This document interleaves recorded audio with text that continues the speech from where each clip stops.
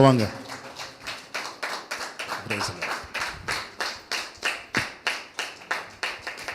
டேரி இருக்குது, வாங்காதவங்க சர்ச்சு டேரி வாங்கிக்கிங்க. சர்ச்சு முடிஞ்ச உடனே இருக்குது. நீங்கள் கேலண்டர் கூட இருக்குது, இன்னும் கொஞ்சம் தான் இருக்குது. யாராவது கேலண்டர் வாங்கிட்டு மிஸ் பண்ணிட்டுங்க, கேலண்டர் கூட வாங்கிக்கிங்க.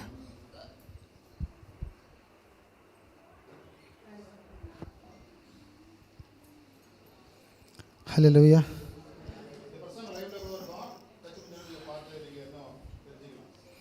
கர்த்தருடைய நாமத்திற்கு மகிமை உண்டாகட்டும். இந்த காலை வேளையில் கூட பரிசுத்த ஆவிய உதவியோடு சில வசனத்தை தியானிக்க இருக்கிறோம். ஆமென். நம்ம பேசுகிற வார்த்தை எல்லாமே புளிச்சு போன காரியம் மாதிரி தெரியும். நம்ம எடுக்கிற வசனங்கள் எல்லாமே ஸ்டார்டிங்கில். ஆனால் அதில் இருக்கிற மறைப்பொருளை ரகசியத்தை வெளிப்படுத்துகிற கர்த்தர்.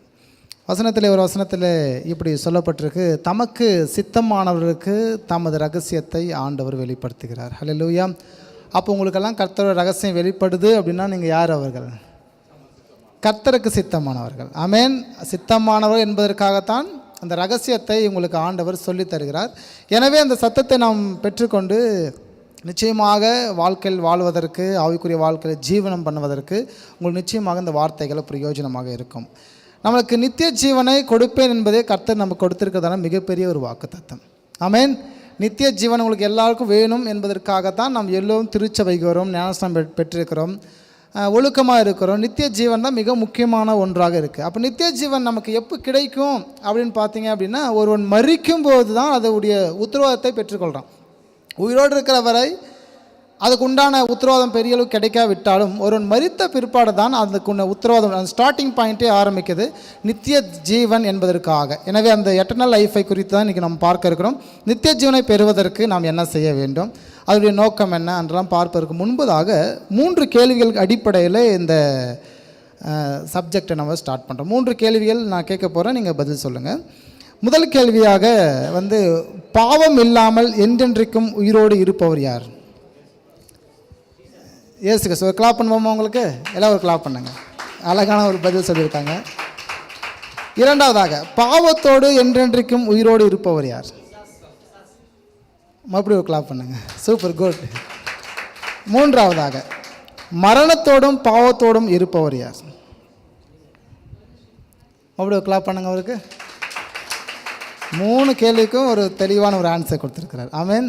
இந்த கேள்வி தான் நம்ம இன்றைக்கி பார்க்க போகிறதான ஆன்சர். ஓகே, 3 கேள்விக்கான பதில் லாஸ்ட்டாக தான் நாங்கள் பதில் சொல்லான் இருந்தோம். முன்பதாகவே அவர் சொல்லிட்டார், பாவம் இல்லாமல் என்றென்றைக்கு உயிரோடு இருப்பவர் தேவன், மாற்று கருத்தில். பாவத்தோடு என்றென்றைக்கு உயிரோடு இருப்பவன் பிசாசு, எனவே உண்மையானது. பாவத்தோடும் மரணத்தோடும் இருக்கிறவன் மனிதன். எனவே அவன் பாவத்தோடு சாவ போகிறான் அப்படின்னா அவனுக்கு நரகம் நிச்சயம். ஸோ இந்த நிலை மாற்ற வேண்டும் என்பதற்காக தான் கர்த்தராகிய தேவன் என்ன செய்கிற மனு அவதாரம் கொண்டு இந்த பூமிக்கு வருகிறார். ஆமென். இயேசு கிறிஸ்து மனு அவதாரம் கொண்டு இந்த பூமிக்கு வருகிற நோக்கம், மனிதராகிய நாம் மரணத்தோடு, அதாவது பாவத்தோடு மரிக்க போகிறோமே என்பதற்காக. அந்த மரணம் நம்மளுக்கு எப்படி இருக்கணும் அப்படின்னா நித்திய ஜீவனுக்கு உட்பட்டு இருக்க வேண்டும் என்பதற்காகத்தான் இயேசு கிறிஸ்து தமது ஜீவனை நமக்கு கொடுக்கிறார். ஓகே, அதுக்கு முன்பதாக இந்த வசனத்தை தான் நம்ம பேஸ் பண்ணி பார்க்க போகிறோம். எல்லாரும் சேர்ந்து வாசிக்க இருக்கிறோம். வெளிப்படுத்தல் 2ஆம் அதிகாரம் 7வது வசனத்தை. ஆவியானவர் சபைகளுக்கு சொல்லுகிறதை காதுள்ளவன் கேட்க கடவன். ஜெயங்கொள்ளுகிறவன் எவனும் அவனுக்கு தேவனுடைய பரதேசின் மத்தியில் இருக்கிற ஜீவ விருட்சத்தின் கனியை புசிக்க கொடுப்பேன் என்று எழுது என்று சொல்லப்பட்டிருக்கு. இது என்ன ஜீவ விருட்சத்தின் கனி? நம்ம எங்கே பார்த்துருக்கோம் ஜீவ விருட்சத்தின் கனி? ஞாபகம் இருக்குங்களா? வெளிப்படுத்துறதுக்கு முன்னாடி ஒரு இடத்துல பார்த்துருப்போம். சூப்பர், ஆதியாகத்தில் பார்த்துருப்போம். எங்கே பார்த்துருப்போம்? ஆதியாகத்தில் ஏதேன் தோட்டத்தில். குட். ஏதேன் தோட்டத்தில் ஜீவ விருட்சத்தின் கனி அப்படின்னு சொல்லி நம்ம படிச்சிருப்போம். ஆனால் வெளிப்படுத்தல் விசேஷத்தில் யோவான் பார்க்குற அந்த காரியம் பார்த்தீங்கன்னா ஜீவ விருட்சத்தின் கனியை புசிக்க கொடுப்பேன் என்று எழுது என்று சொல்லியிருக்கிறது. வாங்க பார்ப்போம், ஏன் அது ஜீவ விருட்சத்தின் கனி என்று சொல்லுகிறார். அப்போ நம்ம எல்லோருக்கும், ஒவ்வொரு மனுஷருக்கும் ஜீவ விருட்சத்தின் கனி தேவையா என்றால் ஆம். ஜீவ விருட்சத்தின் கனியை எவன் புசிக்கிறானோ அவன் என்றென்றைக்கும் சாகாமல் இருக்கும்படியாக கர்த்தர் கிருபை செய்கிறார். அதான் நித்திய வாழ்க்கை என்று சொல்கிறோம். நம்மளால் நித்திய வாழ்க்கை வேண்டுமானால் நிச்சயமாக ஒவ்வொரு நபர்களும், ஒவ்வொரு மனிதர்களும் இயேசுவை ஏற்றுக்கொண்டாலும் சரி, ஏற்றுக்கொள்ளாவிட்டாலும் சரி, இந்த ஜீவ விருட்சத்தின் கனியை யார் புசிக்கிறார்களோ அவர்கள் மட்டும்தான் பரலோகத்துக்கு போக முடியும். ஒரு ஆமென் சொல்லுவோமா? யார் போக முடியும்?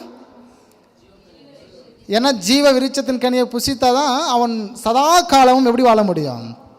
உயிரோடு வாழ முடியும். நமக்கு ஆண்டவர் கொடுத்திருக்க வாக்குத்தத்தம் என்ன?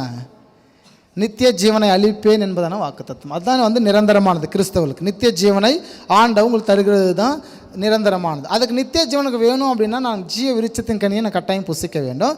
அந்த ஜீவ விருட்சத்தின் கனியை அவர் தருகிறதாக சொல்லுகிறார். ஆனால் ஒரு காலத்தில் அது பூமியில் இருந்தது. பூமியில் இருந்த அந்த ஜீவ விருட்சத்தின் கனியை நாம்ளே தேடி கண்டுபிடிச்சி புசித்து சதாக்கால உயிரோடு வாழலாம் இல்லையா? ஆனால் அவர் ஜெயம் கொள்ளுகிறவங்க தான் தருகிறேன் என்று சொல்லுகிறார். அப்போனா இதற்கு முன்பதாக அந்த ஜீவ விருட்சத்தின் கனி காலத்தில் ஏதோ ஒரு சம்பவம் நடந்திருக்கிறது. நமக்கு சுதந்திரமாக இருக்க வேண்டிய அந்த கனி நாம் பெற்றுக்கொள்ள முடியாத அளவுக்கு தள்ளப்பட்டிருக்கிறது. அது அந்த கனியின் அதிகாரம் இப்போ கர்த்தர் கையில் இருக்கிறது. ஆரம்ப கட்ட காலத்தில் ஏதேன் தோட்டத்திலே மனிதன் கண்ட்ரோலில் இருந்ததான அந்த கனி இப்போது யார் கண்ட்ரோல் இருக்க? கர்த்தர் கண்ட்ரோல் இருக்குது. மனித கண்ட்ரோல் இருந்து என்ன செய்தது? அது அப்பாற்பட்டு போயிடுச்சு. ஓகே, எனவே இதை நோக்கி தான் நாம் பார்க்க இருக்கிறோம், ஜீவ விருட்சத்தின் கனி. எனவே மிக முக்கியமானது, நாம் எல்லோரும் இந்த ஜீவ விருட்சத்தின் கனியை புசிக்காவிட்டால் உங்களுக்கும் எனக்கும் நித்திய வாழ்க்கை கிடையாது. ஹல்லேலூயா. தேவனாய கர்த்தர் நமக்கு வீடு தரேன், கார் தரேன், பைக் தரேன் அப்படியெல்லாம் வாக்குத்தத்தம் பண்ணினதை பார்க்கிலும் ஜீவ விருட்சத்தின் கனியை கொடுப்பேன் என்பது மிகப்பெரிய வாக்குத்தத்தம். அதே சமயத்தில் நித்திய வாழ்க்கை நமக்கு நிச்சயம் வேணும். நித்தியமாய் ஆளுகை செய்கிற கர்த்தரோடு நித்தியமாக நீங்களும் நானும் வாழ வேண்டும் என்பதான கர்த்தருடைய விருப்பம். ஹல்லேலூயா. தொடர்ச்சியாக இந்த காரியத்தை நாம் கவனிக்க இருக்கிறோம். தேவனாகிய கர்த்தர் கிழக்கே ஏதேன் எனும் ஒரு தோட்டத்தை உண்டாக்கி தாம் உருவாக்கின மனுஷனை அதிலே வைத்தார் என்று இங்கே வாசிக்கிறோம். இதெல்லாம் உங்களுக்கு தெரிஞ்சு புளிச்சு போன வசனங்கள், புரியுதுங்களா? பல முறை கேட்ட வசனங்கள். ஓகே, இதிலிருந்து என்ன பார்க்க போகிறோம்?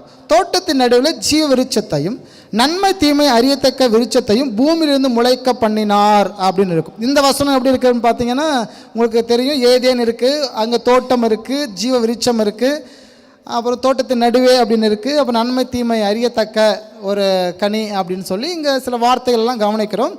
அது இன்னும் உங்களுக்கு அழகாக சுருக்கி சொன்ன போனால், எந்த பழங்களை எந்த கனிகளை கர்த்தர் படைத்திருந்தப்போ 3 கனிகள் அங்கே இருந்தது. ஒன்று புசிப்பதற்கான கனிகள், ரெண்டாவதாக ஜீவ விருட்சம், மூன்றாவதாக நன்மை தீமை அறிகிறதான ஒரு பழம். 3 கனிகள் அந்த தோட்டத்தில் உண்டு.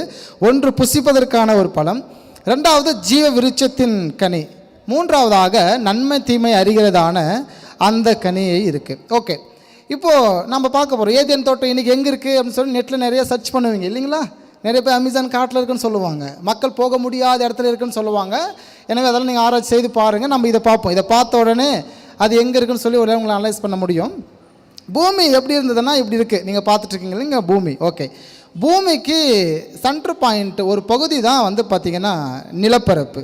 உங்களுக்கு தெரியும் இல்லைங்களா? பூமி நிலப்பரப்பு. இன்றைக்கி வந்து பார்த்திங்கன்னா ஒரு 60% 69% வந்து தண்ணி தான் இருக்குது, நிலப்பரப்பு குறைவு தான் இல்லைங்களா? அந்த இப்போல்லாம் பார்த்திங்கன்னா வந்து நாடு கண்டங்கண்டெல்லாம் பிரிந்து இருக்கிறது. நீங்கள் வந்து உலக மேப்லலாம் பார்த்திங்கன்னா எப்படி இருக்கும்? கண்டமாக பிரிந்து இருக்கும். இந்தியா மேப்பெல்லாம் பார்த்திங்கன்னா கீழே ஜிக்ஜாக் போட்டிருக்கும், எல்லாம் உடஞ்ச மாதிரி, எல்லாம் கண்டம் பிரிந்திருக்கும். காரணம், நோவாங் காலத்துக்கு முந்தி உலகம் எப்படி இருந்ததுன்னு சொல்லுங்கள், நிலப்பரப்பு ஒரே இடத்துல தான் இருந்தது, நிலப்பரப்பை சுற்றிலும் தண்ணி இருந்தது, நிலப்பரப்பு உடையில. நோவாங்காலத்துக்கு பிற்பாடு தான் அந்த பூமியின் மதில்கள்லாம் உடைக்கப்பட்ட பிற்பாடு கீழிருந்த தண்ணி வரும்போது எல்லாம் பூமி என்ன செய்தது? நிலப்பரப்புலாம் உடைய ஆரம்பித்தது. எனவே இன்றைக்கி நம்ம உலக மேப்பில் பார்க்குற மாதிரி நாடு அங்கங்கே தீவுகளெல்லாம் அப்போல்லாம் கிடையாது.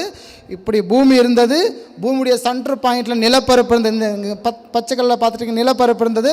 நிலப்பரப்பு மத்தியில் ஏதேன் என்றதான ஒரு இடம் இருந்தது. அது பேர் வந்து ஏதேன். ஏதேனுக்கு உள்ளார ஒரு சிட்டி இருக்குது, அதுதான் தோட்டம். புரியுதுங்களா பேசுகிறது தானே? ஓகே, உலகம் நம்ம பூமி போல் இந்தியா போல், இந்தியாவுடைய ஒரு இடத்துல தான் நிலப்பரப்பு. நம்ம தமிழ்நாடு போல் வச்சுக்கோங்க. தமிழ்நாடுடைய மத்திய ஒரு சென்ட்ரு பாயிண்ட் தான் வந்து பார்த்திங்கன்னா ஏதேன் என்றதான ஒரு சென்ட்ரு பாயிண்ட். தமிழ்நாடுடைய மத்திய எது சென்ட்ரு பாயிண்ட் எது? மதுரையா திருச்சியா? Okay, Trichy. Trichy centre point. எனவே ஏதேன் என்பது திருச்சிமா ஒரு சென்ட்ரு பாயிண்ட்டு. திருச்சியில் இருக்கிறதான ஒரு சிட்டி, அதுதான் தோட்டம். அந்த தோட்டத்தில் தான் ஆண்டவர் என்ன செய்கிறாருன்னு சொல்லி பார்த்தீங்கன்னா ஆதாமும் ஏவாளும் வைக்கிறார். பேசுது புரியுதுங்களா உங்களுக்கு? எனவே நீங்கள் பார்த்துட்டு இருப்பீங்க, ஏதேனுக்கு பிற்பாடு தான் என்ன உண்டு? காட்டு மிருகங்கள் உண்டு. ஆமாங்களா? அப்போது வீட்டு மிருகம் எங்கே இருக்கும்? தோட்டத்தில் இருக்கும். பேச புரியுதுங்களா உங்களுக்கு? ஓகே, மறுபடியும் சொல்கிறேன். அந்த ப்ளூ கலர் இருக்கிறது பூமி, பூமிக்குள்ளே இருக்கிறதான நிலப்பரப்பு, நிலப்பரப்பு உள்ளே இருக்கிறதான ஒரு இடம் தான் ஏதேன். ஏதேனுக்கு உள்ளே இருக்கிறதால தான் தோட்டம். ஏதேன் தோட்டம் நாம் படிப்போம்.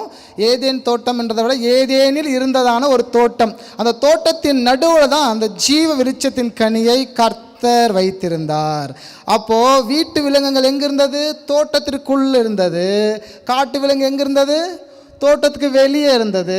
ஆனால் ஆதாம் என்ன செய்தார்? காட்டு மிருகங்களை வீட்டுக்குள், தோட்டத்திற்குள் விட்டார். புரியுதுங்களா? தேவையில்லாத பிரச்சனைகளை, உலக காரியங்களை உங்களை வீட்டுக்குள்ளே விட்டீங்க அப்படின்னா நம்முடைய ஆவிக்குரிய ஜீவன் கெட்டு போயிடும். உலக காரியங்கள் சபைக்குள்ளே விட்டீங்க அப்படின்னா உங்கள் ஆவிக்குரிய வாழ்க்கை கெட்டு போயிடும். எனவே ஆதாம் செய்த முதல் ப்ராப்ளம் என்னென்னா, கர்த்தர் சொல்லுகிறார் இந்த இடத்தை நீர் பாதுகாக்கவும் பண்படுத்த வேண்டும் என்று. அப்போ தோட்ட மிருகங்கள் இருக்க வேண்டிய நம்ம வீட்டுக்குள்ள ஆதாம் காட்டு மிருக வரும்படி அலோவ் பண்ணுறார். வர்ற மிருகமெல்லாம் பேர் வச்சுட்டு அதாவது பாட்டுக்கு போயிட்டு. ஆனால் பாம்பு மாத்திரம் என்ன செய்தது? போன மாதிரி போய் தந்திரசாலி மறுபடியும் உள்ளே வந்து ஆதாம் ஏவலை வஞ்சித்ததை நீங்கள் கவனித்தீர்கள். ஹல்லேலூயா. நம்ம சில நாட்களில் நமக்கு இனிப்பாக தெரியும் சிலதெல்லாம். நம்ம தேவையில்லாதவைகளை நம்ம குடும்பத்திற்குள்ளாக, சபைக்குள்ளாக, வேலைக்குள்ளாக, ஆவிக்குரிய வாழ்க்கைக்குள்ளாக விடாமல் நம்ம பார்த்துக்கணும். ஆமென். முதலாக இது நீங்கள் மறுபடியும் சொல்கிறேன், ஏன்னா இந்த பிக்சரை பேஸ் பண்ணி தான் நம்ம முழு சப்ஜெக்டும் அடங்கியிருக்கும். ஓகேங்களா? இந்த பிக்சரை பேஸ் பண்ணி தான். இதை கவனமாக பிடிச்சிக்கோங்க. பூமி ஆண்டவர் கர்த்தர் படைக்கும் போது இப்படி தான் படைத்தார். அதுக்குள்ளாக ஒரே ஒரு இடம், தமிழ்நாடு, இந்தியாவில் தமிழ்நாடு மாதிரி நிலப்பரப்பு, சுற்றிலும் தண்ணி தான் இருந்தது. இன்றைக்கி பார்க்குற மாதிரிலாம் ஆண்டவர் ஆரம்ப கட்ட காலத்தில் படைக்கவில்லை. நோவாங் காலத்தில் தான் இந்த பூமியுடைய அமைப்பே மாறி இருந்தது. கண்டங்களாக பிரிந்து உடைக்கப்பட்டது எல்லாம் நிலப்பரப்புகள். அந்த காலத்தில் இப்படி தான் இருந்தது. அதில் ஏதேன் என்றதான ஒரு மிகப்பெரிய ஒரு நம்ம தமிழ்நாடு மாதிரி வச்சுக்கோங்களேன். அதில் ஒரு தோட்டம், சென்டர் பாயிண்ட், ஒரு நம்ம உள்ள திருச்சி மாதிரி, அந்த திருச்சிக்குள்ளாக்குறதாக சின்ன ஒரு சிட்டி. அதில் தான் ஆண்டவர் என்ன செய்தார்னா தோட்டத்துக்குள்ளாக ஆதாம் ஏவலை வைத்து அங்கே ஜீவ விருட்சத்தின் கனியையும் வைத்தார். எனவே அது மட்டும் இல்லாமல் அங்கே என்ன இருந்தது?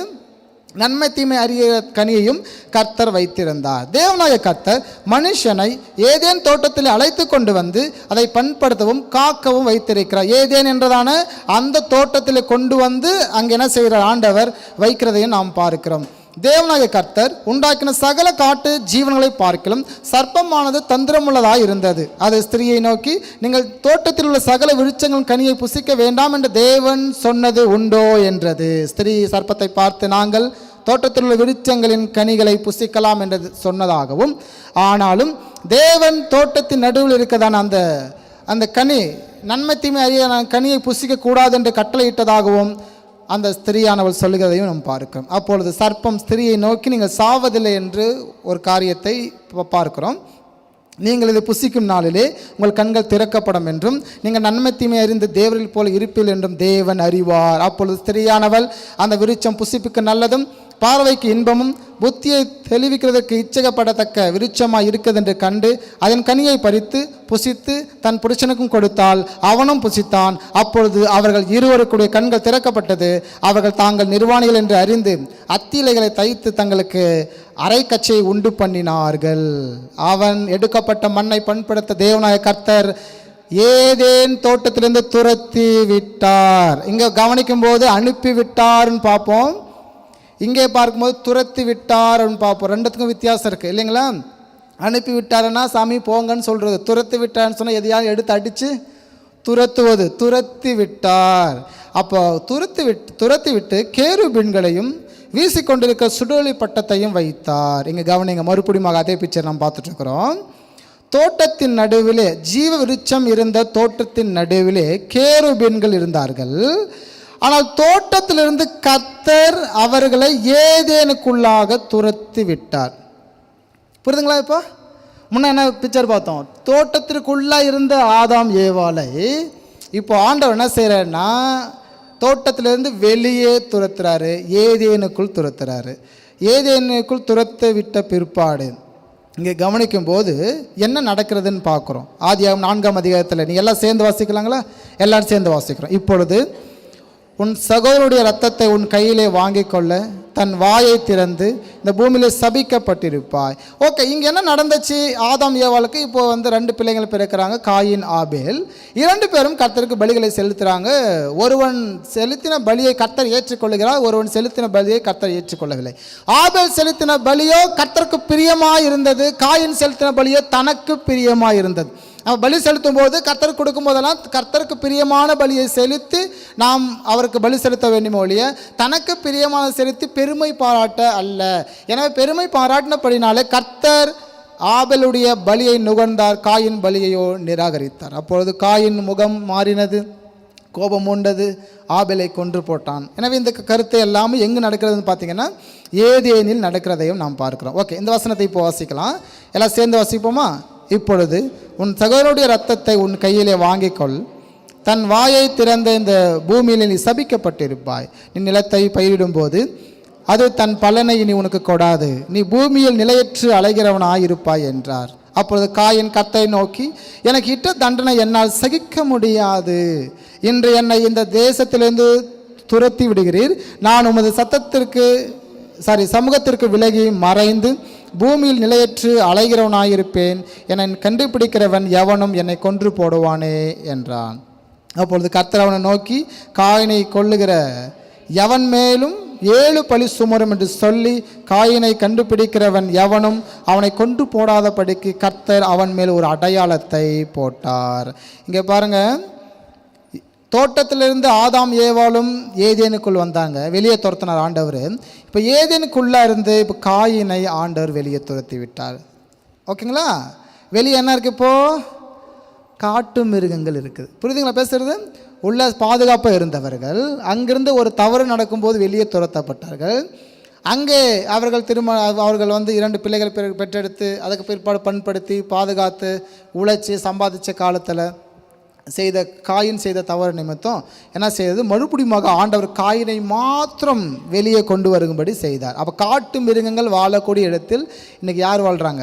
மனிதன். கர்த்தரால் படைக்கப்பட்டு ஒரு பாதுகாப்பாக இருந்ததான இடத்திலே மனிதன் வாழ்கிறான். கர்த்தர் உங்களுக்கு கொடுக்குற இடத்தை போதும் என்று எண்ணுங்கள். சில நேரங்களில் நம்ம இக்கரைக்கு அக்கறை பச்சை என்று சொல்லுவாங்க. இந்த சபையிலேருந்து பார்த்தா அந்த சபை பச்சையே தெரியும், இந்த இடத்துலேருந்து பார்த்தா அவங்க பச்சையே தெரியும். நம்ம பிள்ளைங்களை பார்க்கலாம், அந்த பிள்ளைகள் நம்மளுக்கு பச்சையே தெரியுவாங்க. நம்ம குடும்பத்தை பார்க்கலாம், அந்த குடும்பம் பெஸ்ட்டாக தெரியும். சில நேரத்தில் அங்கே போய் பார்த்தீங்கன்னா தான் தெரியும், அதுவும் அப்படி இருக்கும், ஏற்றத்தளவு தான் இருக்கும், வறண்ட நிலைமை தான் இருக்கும். அப்போது இந்த ஆதாம் ஏவாளும் இருந்த ஏதேனிலிருந்து இப்போ காயின் மாத்திரம் துரத்தப்படுகிறதை நாம் பார்க்கிறோம். ஆனால் துரத்தப்பட்ட காயின் என்ன செய்கிறான்? அப்படியே காயின் கர்த்தருடைய சந்நிதியை விட்டு புறப்பட்டு ஏதேனுக்கு கிழக்கான நோத் எனும் தேசத்திலே கொடுந்தார். எங்கேருந்து புறப்பட்டு ஓடினார் அவர்? கர்த்தருடைய சந்நிதியிலிருந்து. எது கர்த்தருடைய சந்நிதியாக இருந்தது? கர்த்தரால் ஏற்படுத்தப்பட்ட ஒரு ஏதேன் தோட்டம். தோட்டத்தில் இருக்கிறவரையும் பாதுகாப்பு. ஓகே, அவங்க தவறு செய்தாங்க, ஆண்டவர் அனுப்பிவிடுறாரு, பாதுகாக்கிறார், ஏதேன்லையாவது வைக்கிறாரு. அதிலிருந்து அவன் என்ன செய்ய துரத்தப்படுகிறதையும் பார்க்கிறோம் காயினை.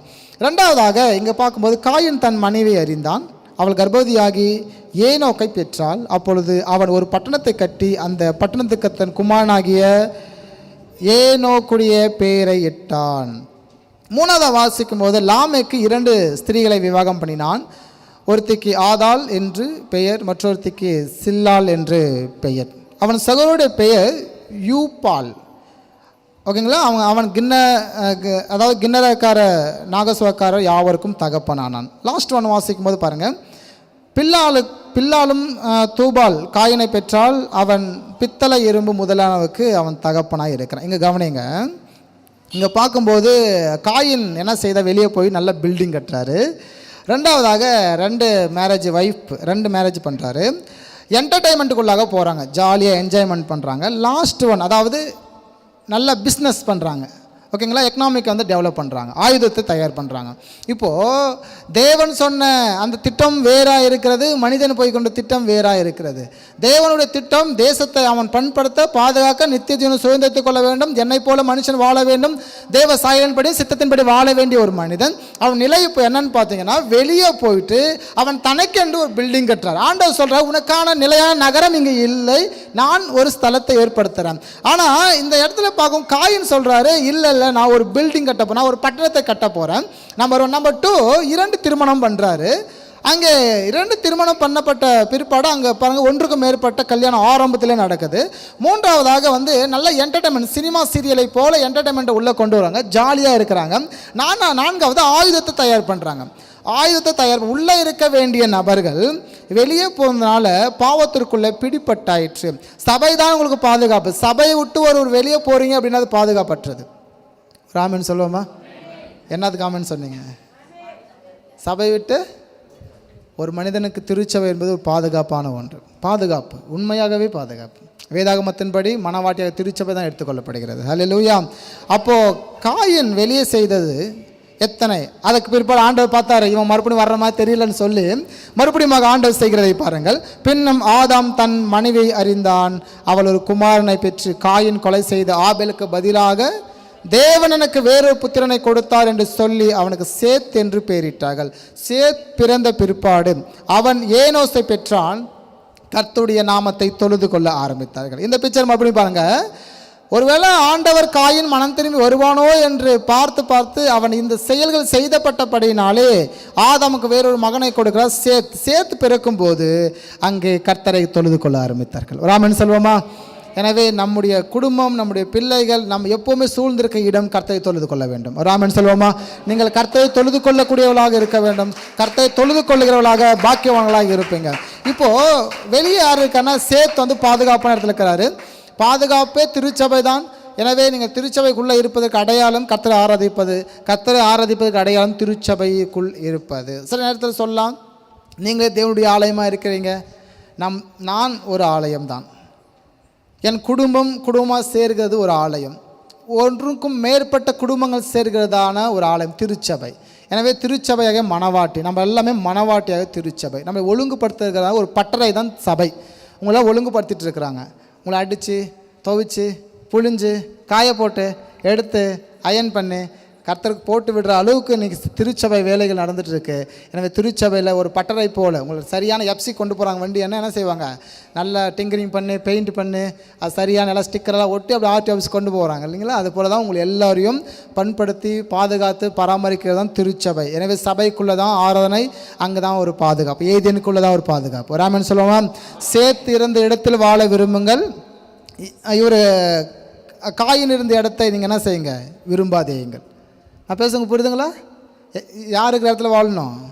சேர்த்து வாழ்க்கை வாழணும். கர்த்தரை ஆராதிக்கிற யார் இருந்த வாழ்க்கை வாழக்கூடாது, காயின் வாழ்க்கை வாழக்கூடாது. புரியுதுங்களா சொல்கிறது? எனவே கர்த்தர் உங்களுக்கு கொடுக்குற ஆசீர்வாதம். இப்போ இந்த வசனத்தை படிங்க. ஆவியானவர் சபைகளுக்கு சொல்லுகிறதை காதலுடன் கேட்க கடவன், ஜெயங்கொள்ளுகிறவன் எவனோ அவனுக்கு தேவனுடைய பரதேசின் மத்தியில் இருக்கிற ஜீவ வெளிச்சத்தை கொடுப்பேன். இப்போ எப்படின்னா, இப்போ 2 பேர் இருக்கிறாங்க, ஒரு பக்கம் காயின் ஒரு பக்கம் சேத். இப்போ இவர்கள் ஜெயம் கொள்ள வேண்டும். ஜெயம் கொள்ளுகிறவன் யாரோ அவனுக்கு ஜீவ விருட்சத்தின் கனி உண்டு. யார் ஒரு ஜீவ விருட்சத்தின் கனியை புசிப்பார்களோ அவர்கள் நித்தியமாக ஆளுகை செய்ய போகிறாங்க, வாழ போகிறாங்க. இப்போ மனிதர்களாகிய ஆதாமும் சரி, ஏவாளும் சரி, இங்கே இருக்கிற ஆபேலும் சரி, காயனும் சரி, சேத்தும் சரி, எல்லோருமே பாவத்தோடு வாழ்ந்து கொண்டு இருக்கிறாங்க. பாவத்தோடு வாழ்கிற ஒருவனுக்கு இந்த ஜீவ விருட்சத்தின் கனியை கொடுத்தா என்ன நடக்கும்? பாவத்தோடு வாழ்கிற உங்களுக்கு எனக்கு ஜீவ விருட்சத்தின் கனியை ஒருவேளை கொடுத்தால் என்ன நடக்கும்? நாம் சாக மாட்டோம், பாவத்தோடு சதா காலமும் வாழுவோம். புரியுதுங்களா? பாவத்தோடு நம்ம சதா காலம் வாழ்ந்தால் நமக்கு நரகம் நிச்சயம்.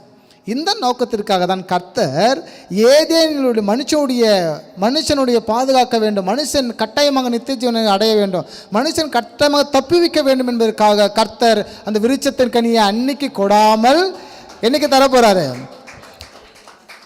சூப்பர். யார் சொல்லுங்க? அந்த அம்மா கை கிளாப் பண்ணுங்க. Super, good.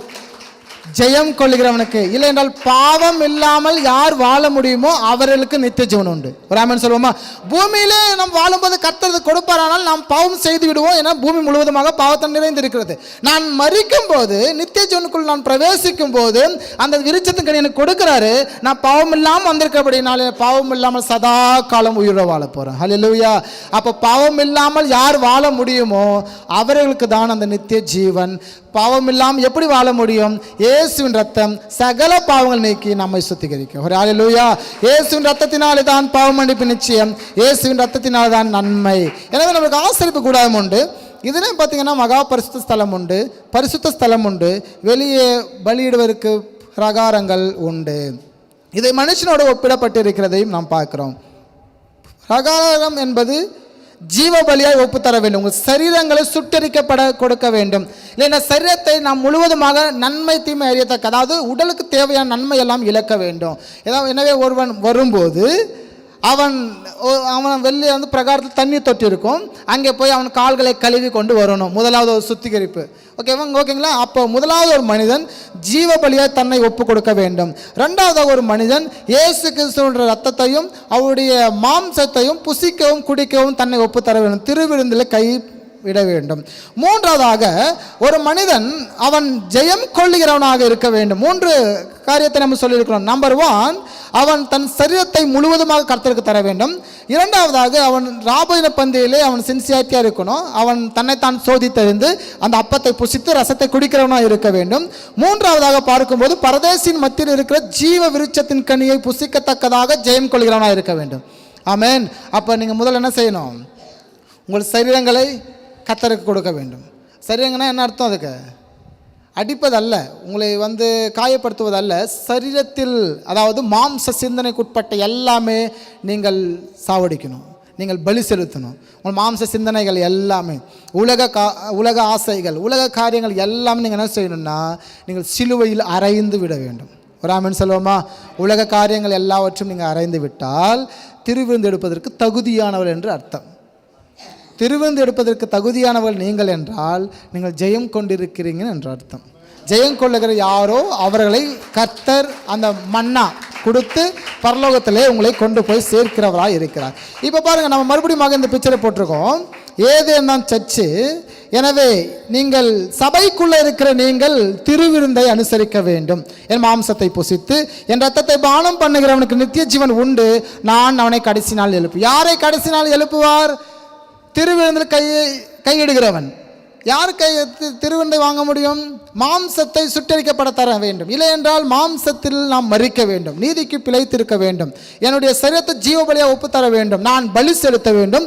என்னுடைய சரீரத்தில் ஆசையெல்லாம் பலி செலுத்தும் படும்போது கர்த்தர் அந்த பலியை நுகர்கிறார் என்ற வேதத்திலே வாசிக்கிறோம். அப்போ நுகர வேண்டும். அப்போது நாம் எப்படி கர்த்தருக்குள்ள ஆராதிக்க வேண்டும்? திருச்சபைக்குள்ளதான் அந்த ராபோஜன பந்தியை நாம் அனுசரிக்க முடியும். இந்த அப்பத்தை புசிக்கிறவனோ என்றென்றைக்கும் பிழைப்பான் என்று எழுதியிருக்கிறது. எந்த அப்பத்தை புசிக்கிறவன்? கிறிஸ்துடைய மாம்சத்தை புசிக்கிறவன். நான் வரும் அளவு இவன் இருக்க எனக்கு சித்தமானால் உனக்கு என்ன என்று யோவான் குறித்து இயேசு கிறிஸ்து சீடர்கள் மத்தியிலே சொல்லுகிறார். ஓகே, இது நம்ம என்னென்ன பார்ப்போம், நம்ம இங்கே பார்த்துருவோம். ஓகே, இதை லாஸ்ட் ஒன் பார்க்கும்போது ஆண்டவர் சொல்கிறாரு, ஆகையால் அந்த சீசன் மரிக்கவில்லை என்று பேச்சு அவங்க சகோதரருக்குள்ளே பரப்பிற்று. ஆனாலும் அவன் மரிப்பதில்லை என்று இயேசு சொல்லாமல் நான் வருமளவு இவனை இருக்க சித்தமாக உனக்கு என்ன என்று கேட்கிறார். அவர் சொல்லுகிறது என்னன்னு பார்த்தீங்கன்னா, ஜீவ விருட்சத்தின் கனியை நான் அவனுக்கு கொடுப்பேன், அவனுக்கு கொடுத்தா அவன் சாவ மாட்டான் அப்படின்னு சொல்கிறாரு. ஹல்லேலூயா. அவன் ஜீவ விருட்சத்தின் கனியை புசிப்பதற்கு தகுதியானவன் யோவான் என்று சொல்லுகிறார். காரணம், அவன் திருவிருந்திலே அவன் எடுக்கிறவன். அவன் ராபோஜன பந்தியை எடுத்தபடினாலே நான் அவனை கடைசி நாள் எழுப்புவேன். காரணம், திருவிருந்து எடுத்திருக்கிறான், அவன் மாம்சத்தை சுட்டரிக்கப்படுவதை கொடுத்திருக்கிறான். ஸோ அவனுக்கு நான் ஜெயம் கொண்டிருக்கிறான், நித்திய ஜீவனை நான் தருவேன் என்பதை ஆண்டவர் அவனுக்கு வாக்கு பண்ணுகிறார். ஹல்லேலூயா. எனவே வேதத்தில் வாசிக்கலாம், இங்கே எல்லாம் சேர்ந்து வாசிக்கலாம். 1 தீமோத்தேயு புத்தகத்தில் அந்த பிரசன்னமாகுதலை தேவன் தம்முடைய காலங்களில் வெளிப்படுத்துவார்.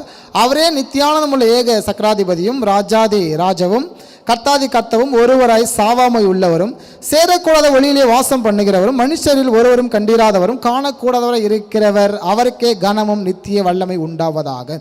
சதா காலமும் உயிரோடு இருக்கிற இயேசு கிறிஸ்து தான் அந்த ஜீவ விருட்சத்தை நமக்கு கொடுக்க முடியும். அன்றியும் ஒரே தரம் மரிப்பதும் பின்பு நியாயத்தீர்ப்பு அடைவதும் மனுஷனுக்கு நியமிக்கப்பட்டிருக்கிறது. உலகத்தில் இருக்கிற எல்லா மனிதனும் நித்திய ஜீவன் அடைய வேண்டுமானால் அவன் மரிக்க வேண்டும். மரிப்பது மட்டும்தான் அவனுக்கு சொந்தமாக இருக்கிற. மரித்தால் தான் அவன் நித்திய ஜீவனை சுதந்திரத்துக் கொள்ள முடியும். புரியுதுங்களா பேசுறது? உயிர் எழுதுறாங்க இன்னைக்கு. உயிர் தெரியும் இல்லைங்களா உங்களுக்கு? உயிரோடு இருக்கும்போது யாருக்கு அந்த சொத்து போகணும் உயிர் எழுதி வைக்கிறாங்க. உயிர் எழுதி லாயர்கிட்ட இல்லை ஆடிட்டர்கிட்ட யார்கிட்ட கொடுத்துருவாங்க. அவங்க மரித்த பிற்பாடு அவங்க என்ன செய்வாங்க, சப்மிட் பண்ணி யாருக்கு என்ன உயிர் எழுதி இருக்குதோ அதை என்ன செய்வாங்க, கொடுப்பாங்க. ஒருவன் உயிரோடு இருக்கிற வரை அந்த உயிருக்கு வந்து பவர் கிடையாது. ஆமாங்களா? ஒருவன் மரிக்கிற வரை, அவன் சாவர வரை அந்த உயிருக்கு பவர் இருக்கான கிடையாது. அவன் மரித்த பிற்பாடு தான் என்ன உண்டு, அதுக்கு பவர் இருக்குது. ஆமாங்களா இல்லைங்களா? அவன் உயிரோடு இருக்க வரையும் அந்த உயிரில் இருக்கிற எல்லா மேட்டரும் அவன் யூஸ் பண்ணிக்க முடியாது. மேட்ரும் பிற நபர்கள் அடுத்த நபர்களை குறித்த எழுதப்பட்டவைகளும் பயன்படுத்தி கொள்ள முடியாது. யார் உயிர் எழுதுகிறாங்களோ அவங்க இறந்தால்தான் அந்த உயிருக்கு பவர் உண்டு. அதுபோல தான் மனிதனுக்கு கொடுக்கப்பட்ட வாக்குத்தத்தம் எல்லாம் மரித்த பிற்பாடு தான் அந்த நித்திய ஜீவனுக்கான பவர் உண்டு. உயிரோடு இருக்கும்போது என்ன இல்லை, அதுக்கு பவர் இல்லை. ஆனால் நீங்கள் மரித்த உடனே அந்த வாக்குத்தத்தத்திற்கு பவர் உண்டு. என்ன வாக்குத்தத்தம் அது? நித்திய ஜீவன். இந்த பூமியிலையும் வாழுவீங்க, சோறு போடுவாங்க, கொடுப்போம், ஆசீர்வதிக்கப்படுவீங்க, வீடு வாங்குவீங்க, திருமணமாகும், பிள்ளைகளாகும். இதெல்லாம் மாம்சத்துக்குரியப்பட்ட அழிக்கப்பட இல்லை அழிவுக்குட்பட்டதான வாக்குத்தத்தங்கள். இதெல்லாம் நம்ம உலகத்திலே அனுபவித்து இதோட ஸ்டாப் ஆகிடும். ஆனால் ஆண்டவர் சொல்கிற நித்திய ஜீவன், அந்த நித்திய ஜீவன் எப்போ கிடைக்குன்னா மரண சாசனம் எழுதப்படும் போது அவன் மரிக்க வேண்டும். நம்மளுக்கு எல்லாருக்கும் ஆண்டு உயிர் எழுதி கொடுத்துருக்காரு நித்திய ஜீவன். அந்த நித்திய ஜீவன் எப்போ நம்ம வாழ்க்கையில் நிறைவேறும் அப்படின்னு பார்த்தீங்கன்னா நாம் மரிக்கும் போது. வாழ்வதற்கு விருப்பமா மரிப்பதற்கு விருப்பமா? பேச மாட்டேங்கிறீங்களே. வாழ்றீங்களா மரிக்கிறீங்களா? வாழ்ந்து மரிக்க போகிறோம். எப்படி வாழ போகிறோம்? ஜெயம் கொள்ளுகிறவர்களாக வாழ போகிறீங்க, அப்படி தானேங்க? அப்படின்னு நீங்கள் சொல்லியிருக்கீங்க. ஜெயம் கொள்ளுகிறவர்களாக நீங்கள் வாழும்போது வாழ்ந்து மரிக்கிறவன். இப்படி வச்சுப்போம். கிறிஸ்துக்குள் மரிக்கிறவர்கள் பாக்கியவான்கள், கிறிஸ்து அல்லாமல் மரிக்கிறவர்கள் டேஸ். கிறிஸ்துக்குள் நீங்கள் மரித்தா மட்டும்தாங்க பாக்கியவானுங்க. கிறிஸ்து அல்லாமல் மரிக்கிறவங்கெல்லாம் பரிதாபத்துக்குட்பட்டவர்கள், பாவம். அவங்கெல்லாம் நித்திய ஜீவனுக்கு உட்படாதவர்கள், ஜீவ விருட்சத்தின் கனியை புசிக்காதவர்கள், வாய்ப்பு கிடைக்காதவர்கள், பரிதாபத்துக்குட்பட்டவர்கள். ஆனால் கிறிஸ்துக்குள் மரிக்கிறவர்கள் யாரோ அவர்கள் ஜீவ விருட்சத்தின் கனியை கொடுக்கிறாரு. அது 7 சபைகள் அங்கே இருக்கிறது உண்டு. வெளிப்படுத்த 2-3 அதிகாரம் 7 சபைகள், 7 ஆவியானவர், 7 வகை ஆத்துமாக்கள் நம்மளுக்கு எல்லாருக்கும் உண்டு. 7 சபை இருக்கும். அங்கே காதலன் கேட்க கடவன் 7 முறை இருக்கும். கர்த்தர் இன்னார் என்பது அது அவரோட அட்ரஸ் 7 முறை இருக்கும். ஜெயம் கொள்கிறவன் 7 முறை இருக்கும். தப்பு பண்ண என்ன பனிஷ்மெண்ட் 7 முறை இருக்கும். 2ஆம் அதிகாரம் 3ஆம் அதிகாரம் கவனித்து பார்த்தீங்கன்னா 7 ஆத்மா கொண்ட மனிதர்களாக நாம் எல்லாருமே 7 ஆத்மா கொண்டது. சில கணவன் மனைவி செட் ஆகிடும், சில கணவன் மனைவிக்கு செட் ஆகுது. என்ன காரணம்? இந்த அம்மா வேறு ஆத்மாவை கொண்டு இருக்கும், அந்த ஐயா வேறு ஆத்மாவை கொண்டு இருப்பாங்க. 7 ஆத்மா கொண்டது தான் இந்த 7 திருச்சபை சொல்கிறோம். ஏபேசியே எல்லாம் சொல்கிறோம் இல்லைங்களா? எனவே இதெல்லாம் 7 ஆத்மா கொண்டது. முதல் சபைக்கு ஆண்டவர் சொல் எபேசு பட்டணம் முதல் சபைக்கு கொடுக்குற முதல் வார்த்தை என்ன அப்படின்னு சொல்லி பார்த்தீங்கன்னா, ஜெயம் கொள்ளுகிறவனுக்கு கனியை கொடுப்போம். நம்பர் 1. நீங்கள் எல்லாரையும் ஆண்டவர் பரலோகத்துக்கு கொண்டு போகிறாரு. நம்ம எல்லாம் என்ன செய்ய போகிறோம்? எடுத்துக்கொள்ளப்பட போகிறோம். எடுத்துக்கொள்ளப்பட போகிற எல்லாரும் பரலோகத்துக்கு நேராக போகிறது கிடையாது, மத்திய ஆகத்தில் சந்திக்க போகிறோம். பரிசுத்த ஆவியானவர் நம்மளை அப்படியே கூட்டிகிட்டு போயிட்டு மத்திய ஆகத்தில் விட்டுருவார். நம்முடைய மனவளான இயேசு கிறிஸ்து மத்திய ஆகாயம் தான் வருவார். அங்கே நமக்கு விருந்தொன்று ஆயத்தப்படுத்தப்பட்டிருக்கு. அங்கே தான் ஆண்டவர் ஜெயம் கொள்ளுகிறவர்கள் நமக்கு எல்லோருக்கும் விருட்சத்தின் கனியை கொடுத்து சதா காலம் உயிரோடு வாழ்வதற்கு நம்மை பரலோகத்துக்கு கூட்டிகிட்டு போவார். ஒரு ஆமென் சொல்லுவோமா? ஆமென். அப்போ விருட்சத்தின் கனியை உங்களுக்கு தர வேண்டுமானால் நீங்கள் ஜெயம் கொள்ளுகிறவர்களாக இருக்க வேண்டும்.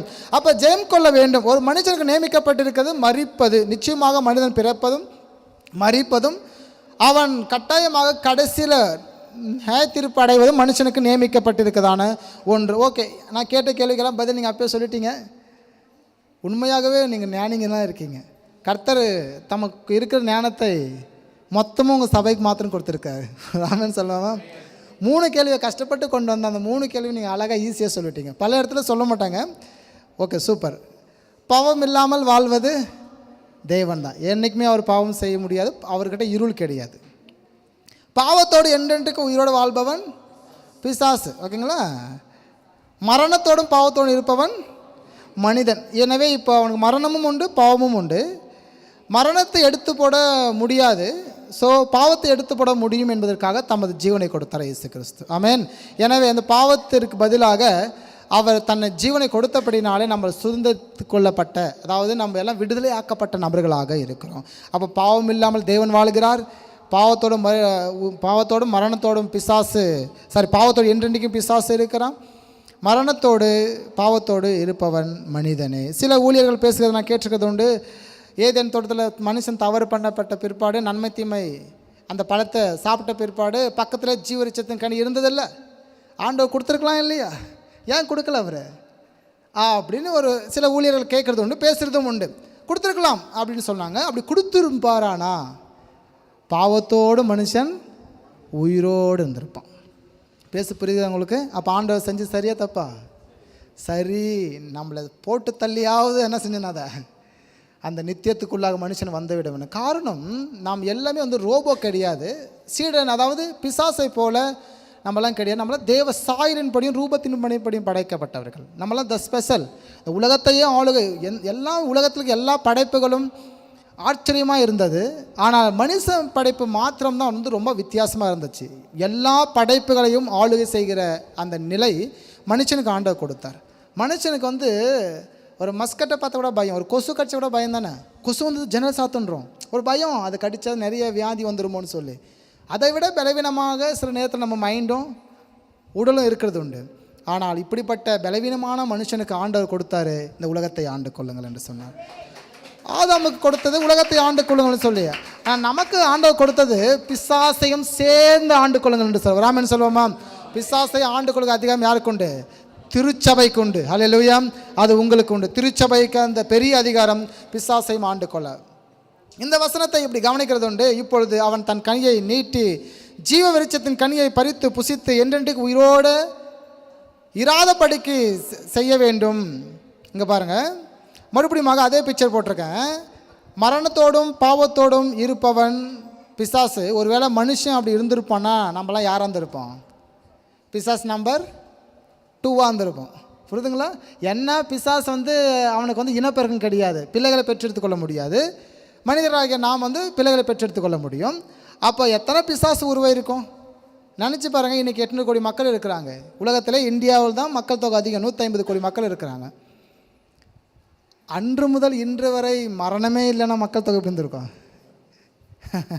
எப்படி இருந்திருக்கும்? யூகிக்க முடியாதது இல்லைங்களா? இன்றைக்காவது பிள்ளைகள் 2 பிள்ளைகளோடு ஸ்டாப் பண்ணிக்கிறாங்க, மேக்ஸிமம் 3 பிள்ளைகள். அந்த காலத்தில் ஒரு 30 வருஷத்துக்கு முன்னாடி, ஒரு 20 வருஷத்துக்கு முன்னாடி. எனவே எப்படி இருந்திருக்கும்? மரணமே இல்லை, ஒன்லி பிறக்கிறது மட்டும்தான். அந்த தேசங்கள், அந்த உலகம் எப்படியெல்லாம் இருந்திருக்கும் கவனித்து பாருங்கள். கர்த்தர் செய்தது ரொம்ப ஆச்சரியமாக. மனுஷன் மேலே எவ்வளோ அன்பு அவருக்கு. ராமன் சொல்லுவோமா, மனுஷன் மேலே எவ்வளோ நேசிச்சிருந்தா ஆண்டவர் சிறப்பானது அங்கே செஞ்சிருப்பார் பாருங்கள். ஓகேங்களா? அப்போது மனிதன் மரிக்க வேண்டும், ஒரே முறை மனிதன் மரிக்க வேண்டும். மரித்தால் அவனுக்கு ஆண்டவர் நித்தியத்தை தரப்போகிறார். ஹல்லேலூயா. யாருக்கு நித்தியத்தை தரப்போகிறாரு? சேத் வம்சமால், அதாவது கர்த்தரை ஆராதிக்கிறது மாத்திரம்தான் நித்தியம். நீங்கள் ஒரு பக்கத்தை மாதிரி இந்த உலக பிரகாரமாக வாழ்கிறவங்களாம் நித்தியம் கிடையாது. ஓகேங்களா? அப்போ ஜீவ விருட்சத்தின் கனியை நமக்கு கொடுப்பார். சாவாமை தேவனாய கர்த்தர் மனுஷனை நோக்கி, நீ தோட்டத்தில் உள்ள சகல விருட்சத்தின் கனியையும் புசிக்கலாம், ஆனாலும் நன்மை தீமை அறியத்தக்க விருட்சத்தின் கனியை புசிக்க வேண்டாம். நீ புசிச்சுனா நீ சத்துருவ அப்படிங்கிறார். ஆனால் மனுஷன் மரிக்கவில்லை. பிசாசு சொன்னால் நீ சாவ மாட்ட அப்படிங்கிறான். ஆதாம் ஏவாளும் அதை நம்பி என்ன செய்தாங்க? பறித்து சாப்பிட்டாங்க. ஆனால் அவங்க சாகலை. ஆமாம் தானே? அவங்க சாவலை. பிசாசு சொன்னால் பார்த்தியா நீங்கள் சாவலை, நான் சொல்கிறது தான் சரி அப்படின்னா. உண்மையாக மாம்சத்திற்கு அவங்க மரிக்கவில்லை தான், அவங்க அவருடைய மகிமையின் சரீரமும் மரித்து போடுது. ஒரு மனிதனுக்குள்ளாக ஆண்டவர் ஆவி ஆத்மா மகிமையின் சரீரம் மண்ணான சரீரத்தை வைக்கிறாரு. ஆதியாக 1ஆம் அதிகாரத்தில் பார்க்கும்போது ஆவி ஆத்மா மகிமையின் சரீரம் இருக்குது. 2ஆம் அதிகாரத்தில் பார்க்கும்போது ஆவி ஆத்மா மகிமையின் சரீரம் மண்ணான சரீரம் இருக்குது. 3ஆம் அதிகாரத்தில் பார்க்கும்போது அந்த மகிமையின் சரீரத்தை இழந்தபடினாலே அவங்களுக்குள்ள ஆவி இருக்குது, ஆத்மா இருக்குது, மண்ணான சரீரம் இருக்குது, மகிமையின் சரீரத்தை இழந்து போனாங்க. இப்போது நம்ம எல்லாருக்குமே வந்து மகிமையின் சரீரம் இருக்குது. கர்த்தராகிய இயேசு கிறிஸ்து தமது ஜீவனை கொடுத்து ரத்தத்தை சிந்தி அந்த மகிமையின் சரீரத்தை நமக்கு வாங்கி கொடுத்துருக்காரு. ஒரு ஆமென் சொல்லுவோமா? மகிமையின் சரீரத்தோடு நம்ம கர்த்தரை ஆராதிக்கிறோம். ஒரு ஆளிலே சொல்லுவோமா? உண்மை உத்தமோடு கர்த்தரை ஆராதிக்கிறோம். வெளியே இருக்கிறவங்க எல்லாம் மகிமையின் சரீரம் என்ன இருக்கா இல்லையா? அவங்களுக்குள்ள இருக்கு, ஆனால் சத்து போயிருக்கு. ஆனால் நம்மவும் வெளியாக்கும் போது சத்து போய் தான் இருந்தது. உள்ளே கூட்டிகிட்டு வந்து தண்ணியை ஊற்றி அடிச்சு என்ன செஞ்சாங்க? தட்டி எழுப்பிவிட்டாங்க. நம்ம மகிமையின் சரீரத்தை கர்த்தரை ஆராதிக்கிறோம். ராமன் சொல்லுவோமா? இன்றைக்கி நீங்கள்லாம் எப்படி இருக்கீங்கன்னா, ஆவியில் இருக்கீங்க, ஆத்மா உயிரோடு இருக்குது, மகிமையின் சரீரம் உயிரோடு இருக்குது, மண்ணான சரீரம் உயிரோடு இருக்குது. இந்த மண்ணான சரீரம் செத்து போயிடும். அப்போ உங்களை மகிமையின் சரீரம் தான் என்ன செய்யும்? அப்படி டேக்கப் பண்ணி கொண்டு போகும். ஆமென். யாரெல்லாம் மகிமையின் சரீரத்தில் வாழலையோ அவங்கெல்லாம் எங்கே இருப்பாங்கன்னா நரகத்துக்குட்பட்ட மேனி. நீங்கள் எல்லாம் பரத்துக்குட்பட்ட மேனி. ஹல்லேலூயா. அப்போ நீங்கள் எல்லாம் மகிமையின் சரீரத்தோடு கர்த்தரை ஆராதிக்கக்கூடியவர்கள். ஒரு ஆமென் சொல்லுவோமா? அப்போது அதுக்காக நாம் இருக்க பிரிவினை மரணம் அங்கே நடந்தது. ஆதாம் உயிரோடு இருந்த காலங்கள் 930 வருஷம். அது பிரிவினை மரணம், அதாவது சரீர மரணம் என்று பார்த்தீங்கன்னா எபிரேயர் 9:16 வாசிக்கும் போது, ஏனென்றால் எங்கே மரண சாசனம் உண்டோ அங்கே அந்த சாசனத்தை எழுதினவனுடைய மரணமும் உண்டாக வேண்டும். எப்படி மரணம் உண்டான பின்பே மரண சாசனம் உறுதிப்படும். அது எழுதினவன் உயிரோடு இருக்கையில் அதற்கு பலன் இல்லை. உயிர் இருக்கு அப்படின்னா என்ன இல்லை, அதாவது இவன் உயிரோடு இருக்கிறான்னா அந்த உயிருக்கு பவர் கிடையாது. இவன் மரித்தால் தான் அந்த உயிருக்கு பவர் உண்டு. வேதம் எப்படி வர்ணிக்கிறது அதை? எங்கே மரண சாசனம் உண்டோ அங்கே அந்த சாசனத்தை எழுதினோட மரணமும் உண்டாக வேண்டும். எங்கே எழுதுகிறாங்களோ அங்கே என்ன செய்ய, பூமியிலே செய்ய வேண்டிய காரியங்களை கர்த்தர் பூமியிலே இந்த ஜீவச்சத்தின் கனியை கொடுத்திருக்க வேண்டும். அது அவரே தர வேண்டும். இப்போ அதை கொடுப்பதற்கு சரியான தகுதியான நபர் அவர் தான் யாருக்கு தர முடியும் அப்படின்னு பார்த்தீங்கன்னா, ஜெயம் கொள்ளுகிறவங்க தர வேண்டும், ஜெயம் கொள்ள வேண்டும். இந்த உலகத்திலே பாவத்திற்கு மறித்து ஜீவன் உட்பட்டு கர்த்தருக்காக வாழ்கிற அந்த அனுபவத்திற்குள்ளாக இருக்க வேண்டும். பாவத்தின் சம்பளம் மரணம், தேவனுடைய கிருபை வரமோ நம்முடைய கர்த்தராக இயேசு கிறிஸ்துவினால் உண்டான நித்திய ஜீவன். ஹல்லேலூயா. ஒருவன் பாவம் செய்தால் அதுக்கு மரணம் உண்டு. ஆனால் ஒவ்வொரு மனுஷனும் மரிக்க வேண்டும்.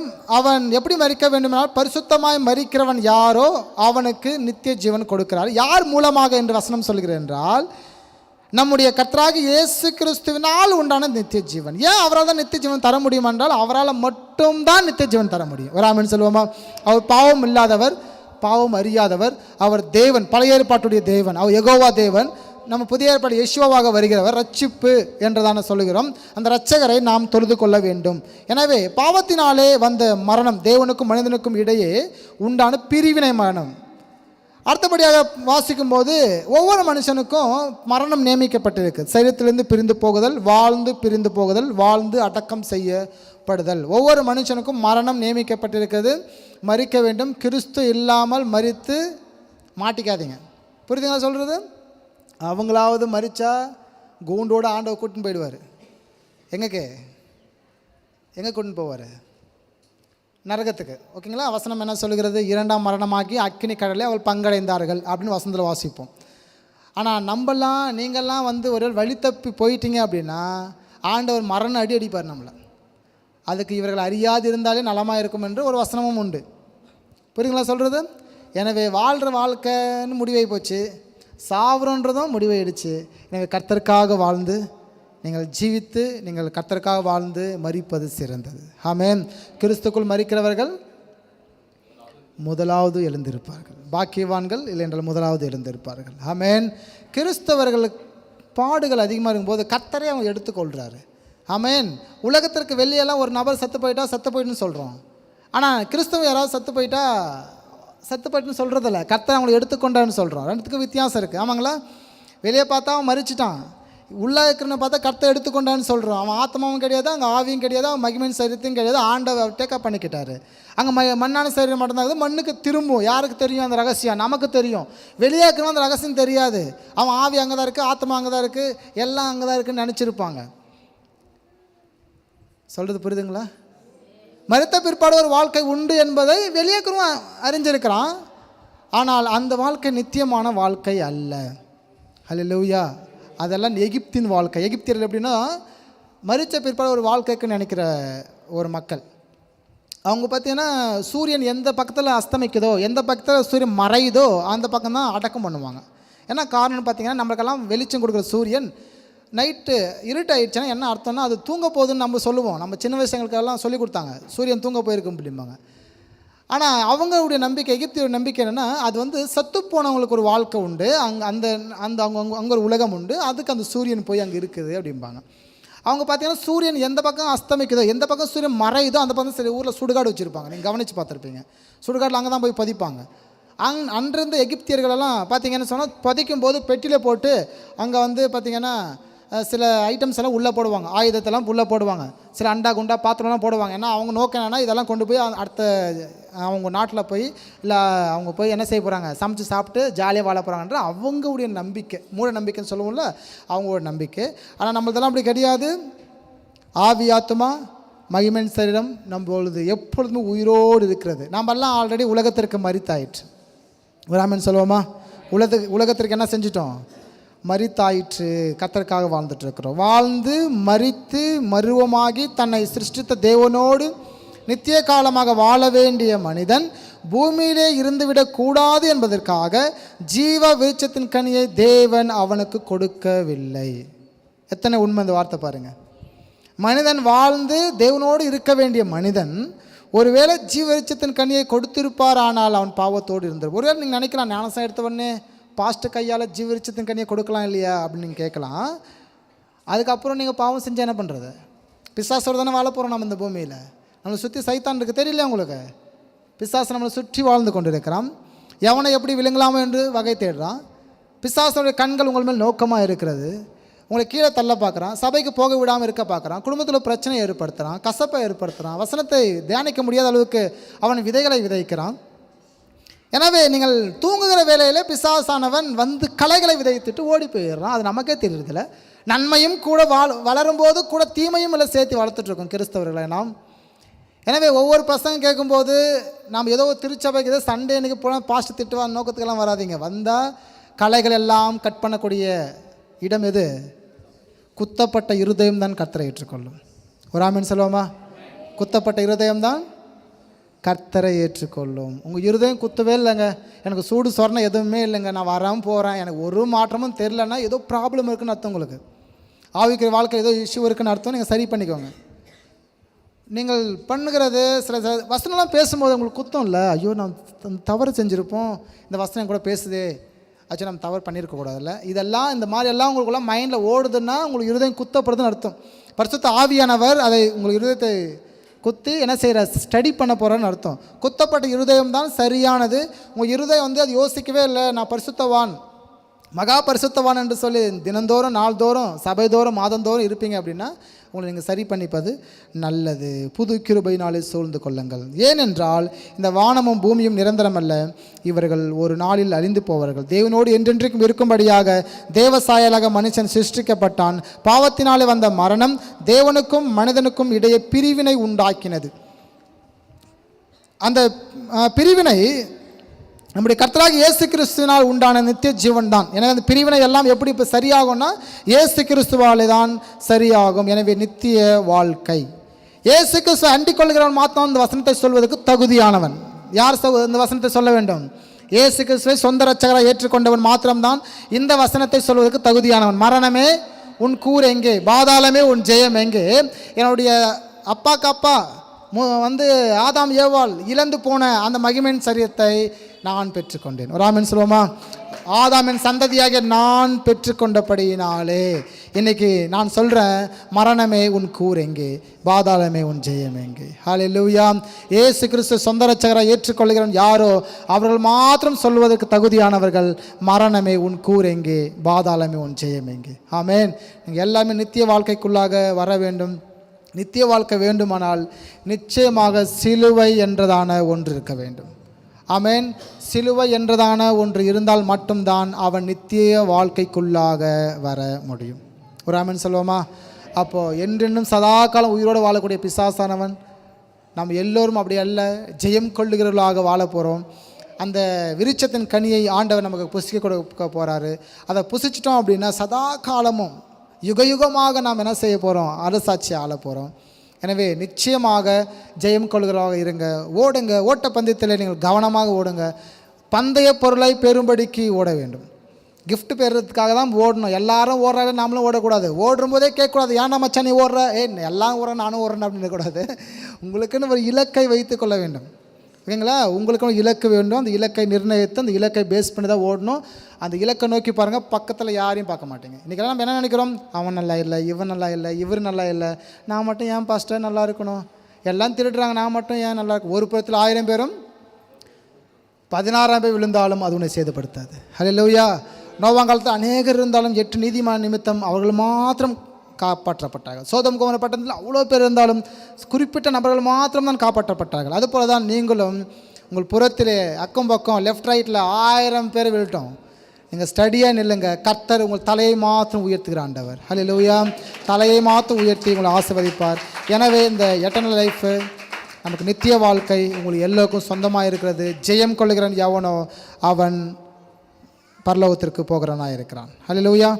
லாஸ்ட்டாக இந்த ஒரு ஸ்க்ரீனை மாற்றி நம்ம பார்த்துருவோம். இன்றைய மனிதன் நாளைய மனிதன். ஓகேங்களா? எல்லாம் சேர்ந்து வாசிக்க போகிறோம். இன்றைய மனிதன் பூமிக்குரிய மேனி, நாளைய மனிதன் வானத்திற்குரிய மேனி. இன்றைய மனிதன் மண்ணான சரீரம், நாளைய மனிதன் அழிவில்லாமல் எழுந்திருப்பான். இன்றைய மனிதன் பூமிக்குரிய கூடாரம், நாளைய மனிதன் பரம வாசஸ்தலத்தில். இன்றைய மனிதன் ஜென்ம சரீரமான மனிதன், நாளைய மனிதன் ஆவிக்குரிய மனிதன். இன்றைய மனிதன் அழிவுள்ளது, நாளைக்குரிய மனிதன் மகிமையின் சரீரமாக எழுந்திருப்பான். இன்றைக்குரிய மனிதன் நாளைக்கு அவன் கிறிஸ்தவன். இன்று அல்ல, கிறிஸ்தவத்தை இன்று நம்ம பிடிப்போம், விட்டுருவோம். மரணம் பிற்பாடு, நித்திய ஜீவனுக்கு பிற்பாடு நம்ம என்றைக்கும் விட முடியாது. அது சதா காலம் நம்ம கிறிஸ்தவலாக இருப்போம். இன்றைய மனிதனுக்கு நியாயத்தீர்ப்பு, நாளைய மனிதனுக்கு வெள்ளை சிங்காசனம். டைரெக்டாக என்ன உண்டு? உங்களுக்கு ஹானர் உண்டு, டைரெக்டாக கிஃப்ட் உண்டு. ஜெயம் கொள்கை எவனோ ஃபஸ்ட்டு 10 மார்க் எடுத்தவங்க யார் யார்? 100 பேரில் 10 பேர் கை தூக்குவான். நீங்கள் எல்லாம் மேடைக்கு வந்துடுங்க ஃபஸ்ட்டு அப்படிம்பாங்க. புரியுதுங்களா சொல்கிறது? யாரெல்லாம் ஃபெயிலு, அதோ 20 டிக்கெட் எழுந்து நிற்கும். எல்லாம் மரியாதை வெளியே போய் நில்லு. இவங்க எல்லாம் கூண்டோடு ஆண்டவர் என்ன செய்வார்? நரகத்தில் தள்ளி அடைப்பார். எனவே நீங்கள் சரியாக வாழ வேண்டும் என்று கர்த்தர் விரும்புகிறார். ஏற்ற காலத்திலே ஏற்ற கனிகளை கொடுங்கள். கர்த்தர் உங்களை ஆசீர்வதிப்பாராக. ஹல்லேலூயா. தேங்க்யூங்க.